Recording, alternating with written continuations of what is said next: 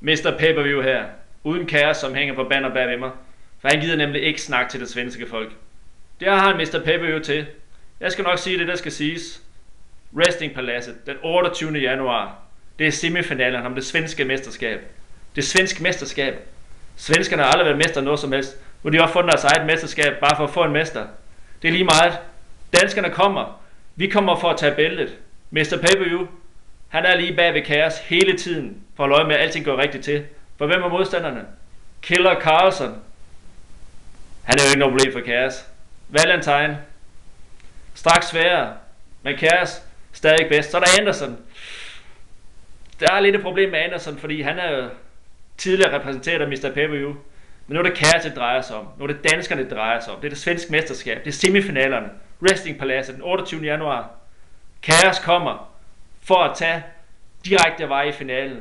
For at tage det bælte. For at tage det med hjem til Danmark. Og tro mig, når bæltet først er i Danmark, så kommer det aldrig tilbage til Sverige igen.